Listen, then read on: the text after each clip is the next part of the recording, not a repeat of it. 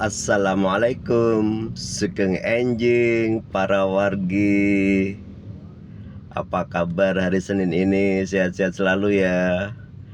Mudah-mudahan kita senantiasa diberikan kemudahan atas segala urusan kita dan diberikan rezeki yang banyak oleh Allah Subhanahu wa taala. Sahabat, ada beberapa lama lah saya tidak bicara tentang gubernur kita, Pak Deddy Mulyadi.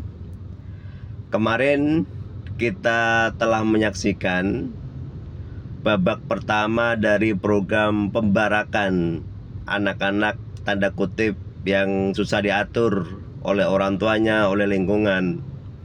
Setelah beberapa minggu berada di Rindam, khusus untuk gelombang pertama yang dari rombongan anak-anak yang dibarakkan di Purwakarta, mereka kemarin pagi telah dinyatakan selesai karantinanya, pesantrennya. Banyak pelajaran, banyak yang bisa kita lihat.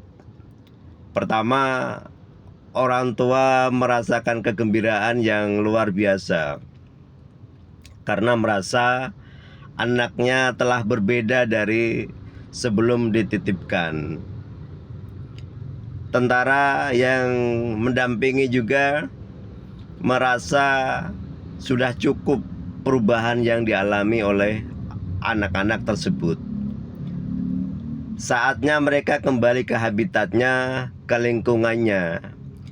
Dan kita lihat bersama-sama bagaimana dia membangun kebersamaan bersama lingkungannya tanpa adanya sifat-sifat kenakalan yang mencolok tentunya. Kenapa? Karena memang membangun mentalitas, mendidik itu tidak secepat kita membangun jalan tol.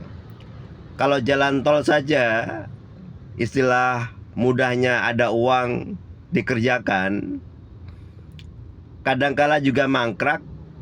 Nah, apalagi menyangkut mentalitas.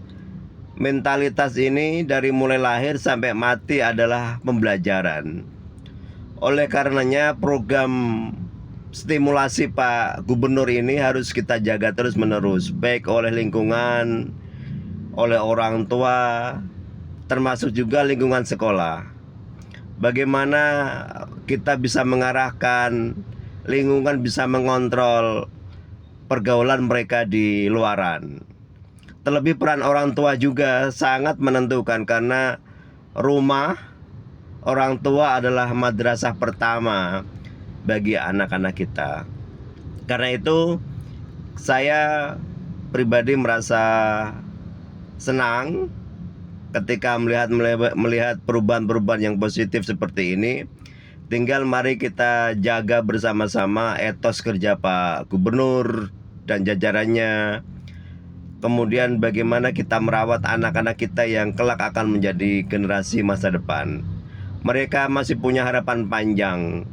Jangan digadaikan, jangan digantungkan harapan mereka hanya persoalan salah gaul, salah asuh, dan lain-lain. Demikian, terima kasih. Wassalamualaikum warahmatullahi wabarakatuh.